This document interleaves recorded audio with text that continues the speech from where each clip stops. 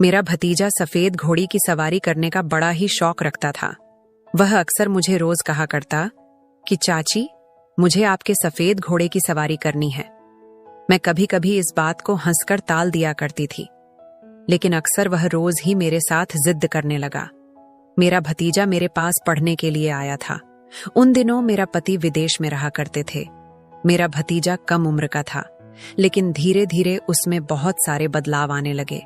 वह सर बहाने बहाने से मेरे करीब आया करता था और फिर बहुत जिद किया करता कि चाची, मुझे आपका सफेद घोड़े की सवारी करनी है लेकिन मैं उसे बच्चा समझकर टाल दिया करती थी। एक दिन बहुत तेज बारिश हो रही थी। उसी दिन मैं अपने पति को बहुत याद कर रही थी, लेकिन इस वक्त भतीजा मेरे कमरे में आया। जिद करने लगा कि उसे आज घोड़े की सवारी करनी है। मैंने भतीजे की बात को मान लिया। मैंने कहा, बताओ तो फिर मुझे आज क्या करना पड़ेगा। लेकिन भतीजे ने जो तरीका मुझे बताया वह सुनकर आप लोग हैरान हो जाओगे। उसने लाइट बंद करते ही पूरे जोश के साथ, कभी कभी गलतफहमी ही इंसान के अच्छे खासे रिश्ते को खत्म करके रख देती है। इस तरह यह सिलसिला मेरे साथ हुआ था। यह कहानी उन दिनों की है जब मेरी नई नई शादी हुई थी। मैं शादी करके अपने ससुराल आई थी। मैं गरीब परिवार से ताल्लुक रखती थी। इसी वजह से माँ बाप ने अच्छा रिश्ता देखकर कम उम्र में ही मेरी शादी कर दी थी। शादी को लेकर हर लड़की की तरह मेरी भी कई अरमान थे, लेकिन वह शायद मेरी जिंदगी में पूरे नहीं हुए थे, क्योंकि शादी की रात ही मेरा पति मुझे छोड़कर विदेश चला गया था। यह शादी बहुत ही जल्दबाजी में हुई थी, क्योंकि मैंने सुना था जो मेरा पति है उसके माता पिता इस दुनिया में नहीं है और उसकी एक छोटी बहन थी जिसकी शादी उसने 1 साल पहले ही कर दी थी। माँ बाप को भी यह रिश्ता अच्छा लगा था, क्योंकि लड़का अच्छा खासा कमा लेता था। लड़की वालों ने हमारे से कोई डिमांड भी नहीं की थी। इसी वजह से माता पिता ने खुशी खुशी मेरी शादी मेरे पति राजा से कर दी थी। मैं विदा होकर जब अपने ससुराल आई तो बड़ी सादगी के साथ मेरा स्वागत किया गया था। मेरे ससुराल में ज्यादा लोग नहीं थे। जब मैं अपने पति के कमरे में गई तो मेरे पति ने कमरे को पूरे फूलों से सजाया हुआ था। आज की रात मेरे लिए बड़ी ही प्यार भरी थी। आज की रात के लिए हर लड़की अपने पति का बेसब्री से इंतजार करती है। मैं भी एक लंबा सा घूंघट ओढ़कर बैठी चुकी थी और फिर आने वाली घड़ी के बारे में सोच रही थी। फिर आधे घंटे के बाद मेरा पति कमरे में दाखिल हुआ। मेरे पति ने आते ही कमरे को अंदर से बंद कर दिया था और फिर बैठकर बड़े ही प्यार से मुझसे बातें की थी। शुरू में तो मुझे बहुत ही ज्यादा हिचकिचाहट हो रही थी, लेकिन धीरे धीरे मैं भी उनके साथ बात करते हुए फ्रेंडली हो चुकी थी। अब मुझे भी कोई शर्म नहीं रही थी। मेरे पति ने मेरा हाथ पकड़कर मुझे अपने प्यार का इजहार किया था। मेरे पति के छूते ही मेरे दिलों की धड़कनें बढ़ने लगी थी। फिर पति ने लाइट बंद करते ही मुझ पर प्यार लुटाना शुरू कर दिया था। फिर काफी घंटे की देरी के बाद मेरे पति मुझे बताने लगे कि वह कल सुबह ही काम के सिलसिले से विदेश चले जाएंगे, जिसे सुनकर मैं पूरा हक्का बक्का रह चुकी थी। मेरे पति कहने लगे कि उन्हें ऑफिस के काम से छुट्टी नहीं मिल रही, इसीलिए उनको जॉब बहुत जरूरी है, वह जल्द ही वापस आएंगे।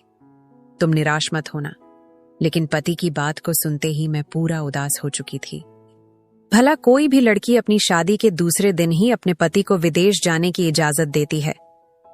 मुझ में तो बिल्कुल भी हिम्मत नहीं थी। मैं मन उदास करके बैठी हुई थी। मेरे पति मुझे मनाने की पूरी कोशिश कर रहे थे, लेकिन दिन भर की थकावट की वजह से मैं जल्द ही नींद की वादियों में गुम हो चुकी थी। सुबह जब मैं उठी तो मैंने देखा कि मेरे पति विदेश जाने के लिए तैयार हो रहे हैं। मैंने उन्हें रोकने की भी कोशिश की थी। मैंने कहा, कुछ दिन बाद चले जाना, लेकिन उन्होंने कहा कि उन्हें अर्जेंट काम है और वह काम से छुट्टी नहीं ले सकते। वह कहने लगे कि तुम चिंता मत करो, मैं जल्द ही वापस आ जाऊंगा। मैं नई घर में आई थी, इसी वजह से मैं ज्यादा बात पर बहस नहीं कि मैं भी मन उदास करके उन्हें खुशी खुशी जाने की अनुमति दे दी। पति की जाने के बाद मैं बहुत ज्यादा परेशान हो चुकी थी, क्योंकि पूरे घर मैं बिल्कुल अकेली थी। मेरे पास कोई चारा नहीं था। इसी वजह से मैं घर का कामकाज करना शुरू कर दिया। मेरे पति का घर बहुत ही बड़ा था और साथ ही साथ घर के पीछे हिस्से में घोड़े का एक छोटा सा अस्तबल बनाया हुआ था, जहां पर 2-3 घोड़े रखे हुए थे। मुझे बचपन से ही जानवर से बहुत ही ज्यादा लगाव था, इसी वजह से मैं घर का कामकाज खत्म करने के बाद घोड़े को खाना देने के लिए चली गई। उनमें से एक घोड़ा सफेद रंग का था, जो दिखने में बहुत ही ज्यादा सुंदर था। उसे देखकर मुझे उसके साथ बहुत ही ज्यादा लगाव हो चुका था। वह घोड़े भी मेरे तरह इस घर में पूरी तरह अकेली थी। घोड़े को खाना देने के बाद मैं वापस अपने कमरे में आ गई और अपने पति को फोन लगाने लगी। मेरे पति ने मुझसे बात की, लेकिन मैं तब भी बार बार उन्हें अपने पास बुलाने की जिद करने लगी थी। लेकिन वह बार बार मुझे यही कह रहे थे कि तुम थोड़े दिन इंतजार करो, कुछ दिन के बाद मेरा भतीजा हमारे घर में आकर रहेगा, क्योंकि यहाँ से वह अपने आगे की पढ़ाई कंप्लीट करेगा। हमारे घर कुछ की दूरी में बहुत सारे अच्छे कॉलेज हैं, इसी वजह से वह यहाँ पर रहकर आगे की पढ़ाई को कंप्लीट करेगा और तुम्हारा भी मन लग जाएगा। पति के कहने के बाद मैं कुछ देर शांत हो चुकी थी। मुझे भी यह सही लगा था कि कोई शायद इस घर में आकर रहेगा तो मेरा भी मन लग जाएगा। मैं अपने पति के साथ कुछ देर प्यार भरी बातें की और उसके बाद हम दोनों ने फोन रख दिया। उसके बाद मैं अपने घर के कामकाज में फिर से बिजी हो चुकी थी। मैं शाम का खाना बनाया और खाना खाकर मैं घोड़े के अस्तबल में चली गई थी। वहां जाकर मैंने कुछ वक्त घोड़े के साथ वक्त बिताया था। अपने हाथों से खाना खिलाए। जो सफेद रंग की घोड़ी थी, मुझसे बहुत ही ज्यादा मोहब्बत हो चुकी थी। उसकी आंखें पूरी नीली थीं। मैं जब भी उसके करीब आती तो वह मेरे आगे गर्दन झुका लेती, ऐसा मानो कि वह मेरे एहसासों को समझ रही हो। मैं वहीं अस्तबल में बैठकर उस सफेद घोड़ी के साथ बहुत सारी बातें करने लगी थी। मुझे भी उसके साथ वक्त बिताना अब अच्छा लगने लगा था। उसके बाद वह सारे घोड़े सो चुके थे तो मैं दोबारा अपने कमरे में आ चुकी थी और फिर बहुत ज्यादा थकी होने की वजह से मैं गहरी नींद में चली गई। सुबह में जल्दी उठकर घर के कामकाज करने शुरू कर दिए। उसके बाद घोड़े के अस्तबल में जाकर उन्हें भी चारा दिया। चारा देकर मैं कमरे में आ गई और कमरे में आकर फ्रेश होने लगी। जब मैं फ्रेश होकर निकली तभी घर के दरवाजे की जोर से बेल बजने लगी थी। मैं तुरंत भागती हुई दरवाजे तक गई। जब मैं दरवाजा खोला तो सामने खड़े शख्स को देखकर मैं हैरान रह चुकी थी, क्योंकि सामने जो शख्स था वह मेरा भतीजा था। उसे शादी में मैंने एक ही बार देखा था, इसी वजह से पहले ही नजर में उसे पहचान चुकी थी। वह मुझे देखकर कहने लगा कि चाची, आप तो आज बहुत ही ज्यादा खूबसूरत लग रही हो। मैं भी शर्मा चुकी थी। मैंने कहा, तुम अंदर तो आओ, मेरी तारीफें बाद में कर लेना, चलो जल्दी से अंदर आ जाओ। फिर उसने अपना एक बड़ा सा बैग सोफे की साइड पर रखा और कहने लगा, आपको तो पता ही होगा, मैं यहाँ पर पढ़ने के लिए आया हूँ। मेरे आगे की पढ़ाई यहीं से होगी। उस लड़के का नाम अरमान था। उसकी उम्र 20 साल थी। वह दिखने में बहुत ही हैंडसम था, लेकिन उसे देखकर उसकी उम्र का अंदाजा बिल्कुल भी नहीं लगाया जा सकता। उसकी बातों को सुनकर मैं उसे कहा कि हाँ, तुम्हारे चाचा जान मुझे बताया था कि तुम आने वाले हो, लेकिन तुम इतना जल्दी आ जाओगे यह मुझे नहीं पता था। चलो, मैं तुम्हें तुम्हारा कमरा दिखा देती हूँ। तुम थोड़ा देर फ्रेश हो जाओ, उसके बाद मैं तुम्हारे लिए नाश्ता लेकर आती हूँ। मैं अपने कमरे से कुछ दूर एक कमरा था। मैंने उसे वह कमरा दे दिया। मैंने कहा कि तुम आज से यहाँ रहोगे। उसे भी वह कमरा बहुत अच्छा लगा था। उसके बाद वह फ्रेश होने के लिए चला गया। मैं किचन में जाकर उसके लिए नाश्ता बनाने लगी थी। जब मैं नाश्ता बनाकर वापस कमरे में आई तो मैंने देखा कि वह बैठकर फोन में बड़ी गहरी निगाहों से कुछ देख रहा था। जब उसने मुझे देखा तो हथ बढ़ाते हुए उसके हाथों से फोन नीचे गिर चुका था। उसके बाद मैंने उसे नाश्ता पकड़ाया। नाश्ता करते हुए वह मेरी तारीफें करने लगा था। वह कहने लगा, चाची, आप नाश्ता भी बहुत ही अच्छा बना लेती हैं। वाकई आपके हाथों में तो जादू है। उसकी बातों को मैं सुनकर हंस के डाल दिया करती थी, क्योंकि वह बहुत ही मजाकिया किस्म का लड़का था। फिर मैंने कुछ देर उसके पास बैठकर उसके आगे की पढ़ाई के बारे में मैंने पूछा था, पर हम दोनों ने कई देर तक एक दूसरे के साथ बात की थी। उससे बात करने के बाद अपने कमरे में चली आई थी। कमरे में आकर देखा कि मेरे फोन पर मेरे पति की कॉल आ रही थी। मैंने तुरंत रिसीव किया। शायद मेरे पति को अरमान के आने की खबर मिल चुकी थी। मेरे पति मुझे कहने लगे, अब तुम्हारा मन अच्छे से लग जाएगा। अपने पति की बातों को सुनकर मैं चुपचाप हाँ में जवाब दिया था, क्योंकि मेरे पति मुझे बिल्कुल समझ में नहीं आ रहे थे, क्योंकि मुझे उनकी जरूरत ही ना कि उनके भतीजे की। लेकिन मैं नई नवेली दुल्हन थी। इसी वजह से मैं ज्यादा जिद नहीं कि मैं चुपचाप अपने पति की बातों को अच्छे से सुना था और उसके बाद हम दोनों ने फोन रख दिया। कुछ देर बाद में आराम किया और उसके बाद घोड़े के अस्तबल में जाकर उन्हें चारा देना शुरू कर दिया था। आज जो मेरे सफेद रंग की घोड़ी थी बहुत ही ज्यादा उछल रही थी। शायद वह थोड़ा आजाद होना चाहती थी क्योंकि उसे भी कितने दिनों से रस्सियों से बांधा गया था। जब मैं उन घोड़े को चारा दे रही थी तभी पीछे से अरमान भी मेरे बगल में आकर खड़ा हो गया और फिर मुझे कहने लगा कि चाची, मुझे यह सफेद रंग की घोड़ी बहुत ही ज्यादा पसंद है। और कहने लगा, यह हूबहू आपकी तरह है, सुंदर है, आपकी भी कोई खूबसूरती देखकर मनमोहित हो जाएगा। इस घोड़ी की जो नीली आंखें हैं उसे देखकर कोई भी फिदा हो सकता है। फिर बात तो ही बातों में अरमान ने मुझे एक ऐसी बात कही जिसे सुनकर मेरे होश उड़ चुके थे। वह मुझे कहने लगा कि चाची, मुझे भी अपनी सफेद घोड़ी की सवारी करवाओ। कुछ देर तो मैं उसके सवालों को सुनकर चुप हो चुकी थी, फिर उसके बाद में हंसकर उसकी बातों को टाल दिया था। कुछ देर हम वहीं अस्तबल में बातें किया। उसके बाद हम दोनों घर में आ चुके थे। घर में आने के बाद अरमान मुझे कहने लगा कि चाची, आज मैं अपने दोस्तों के घर जा रहा हूं, इसी वजह से थोड़ी देरी हो जाएगी क्योंकि मेरे दोस्त यही हॉस्टल में रह रहे हैं। मैंने उसे जाने की आज्ञा दे दी थी। उसके बाद वह रात को वापस आया था। रात को मैं खाने पर इसका इंतजार कर रही थी। जब आया तो हम दोनों ने बैठकर रात का डिनर किया था। डिनर करते हुए ही अरमान फिर से कहने लगा कि चाची, मुझे अपनी घोड़ी की सवारी कब करवाओगी? इस बात को सुनकर मैं फिर से हंसकर डाल दिया था। मैंने सोचा कि यह तो बच्चा है, इसे क्या समझ होगी ये जो बोल रहा है, लेकिन शायद यह मेरी गलत फहमी थी। डिनर करने के बाद अरमान अपने कमरे में सोने के लिए चला गया था। मैं सोने के लिए चली गई थी। मैं बहुत ज्यादा घर के काम काजों की वजह से बहुत थक चुकी थी। इसी वजह से मैं भी अपने में जाकर जल्द ही सो चुकी थी। लेकिन रात को मुझे कुछ अजीब सी आवाज सुनाई देने लगी, लेकिन मैं वह आवाजों पर ज्यादा ध्यान नहीं दिया। जब मैं सुबह उठी तो मेरे दिमाग में रात वाली बात के बारे में सोचने लगी थी। किचन में जब काम कर रही थी तो मैं आवाजों को गहरी तरीके से सोच रही थी, लेकिन तभी पीछे से अरमान कब आकर खड़ा हो गया मुझे मालूम नहीं। उसने मुझे एक बार आवाज भी लगाई, लेकिन मैंने उसकी आवाज को नहीं सुना। तभी उसने आकर मुझे पीछे से पकड़ लिया। उसके पकड़ने से मुझे अजीब सी हलचल होने लगी थी। वह कहने लगा, चाची जान, मैं कब से आपको आवाज लगा रहा हूं, लेकिन आप मेरी बात को सुन ही नहीं रही। कहने लगा कि मैं आज दोपहर को नहीं आऊंगा क्योंकि आज मैं अपना कॉलेज में एडमिशन करवाने जाने वाला हूं। जिसे सुनकर मैंने कहा कि ठीक है, तुम रात को तो आओगी ना? तो कहने लगा हाँ। तभी चाची ने और मैं नाश्ता किया।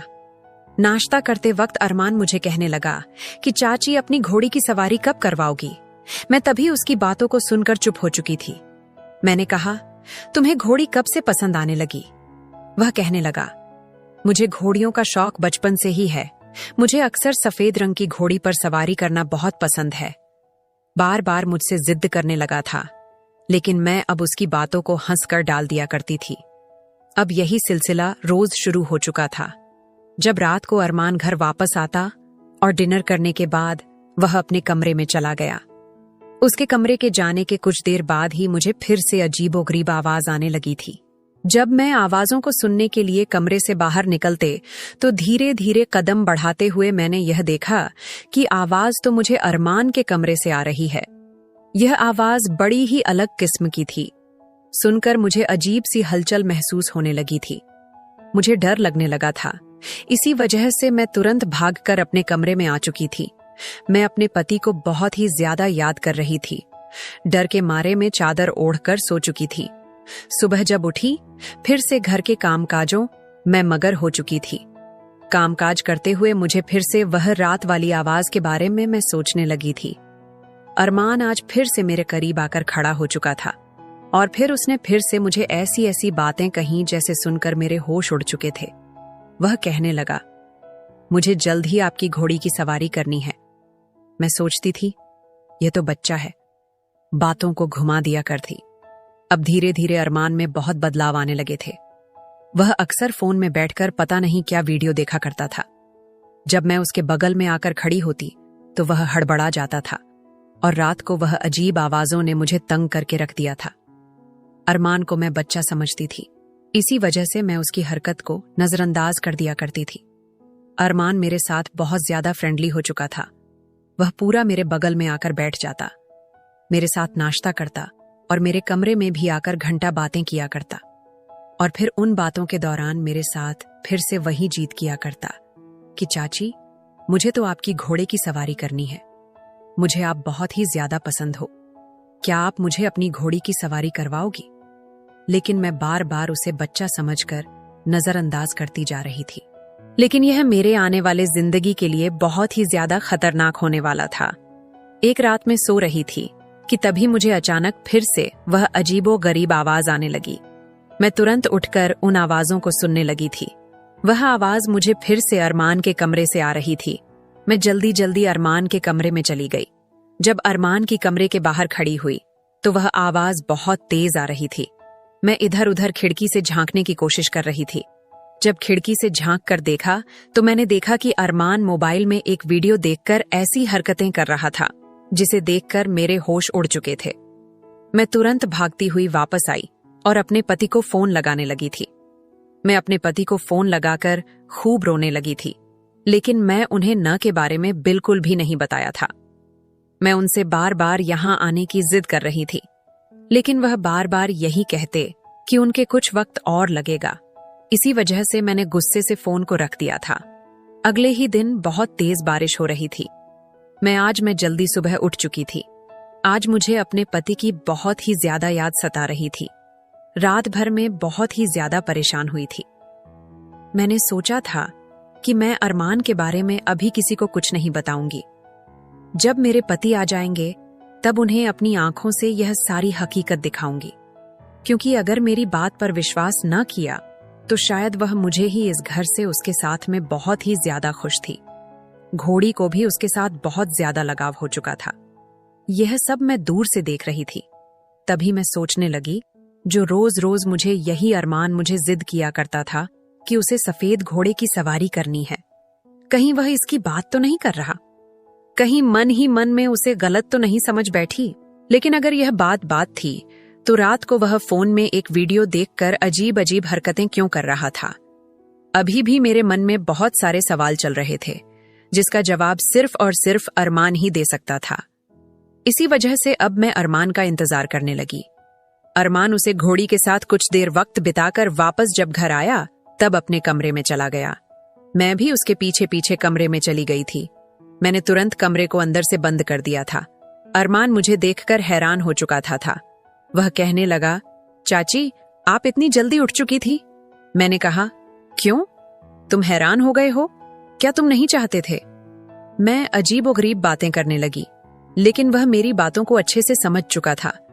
वह तुरंत कहने लगा, मेरा ऐसा कोई मतलब नहीं था। मैंने कहा, फिर कैसा मतलब था? तुम तो रोज मुझे कहते थे कि तुम्हें सफेद रंग की घोड़ी का सवारी करनी है।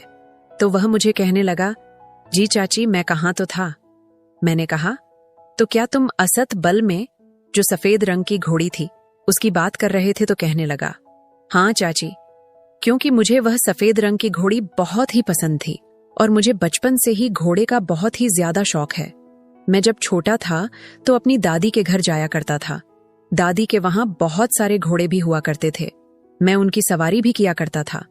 लेकिन एक बार एक घोड़े के ऊपर से मैं गिर चुका था, जिसकी वजह से मेरी टांग में फ्रैक्चर आ चुका था। मुझे घर वालों ने घोड़े से दूर रहने के लिए कह दिया, लेकिन मुझे उनसे बहुत मोहब्बत थी। इसीलिए जब मैं यहाँ आया तो उन घोड़े को देखकर मुझे पुरानी बातें फिर से याद आने लगी। लेकिन मैं घोड़े पर सवारी करने का तरीका भूल चुका था। मैंने कहा कि फिर तुम कैसे उस घोड़े की सवारी कर रहे थे? वह घोड़ी भी तुम्हारी बात को अच्छे से समझ रही थी। वह कहने लगा, वह इस वजह से क्योंकि मैं रात भर फोन पर घोड़े को समझाने की वीडियो देखा करता था।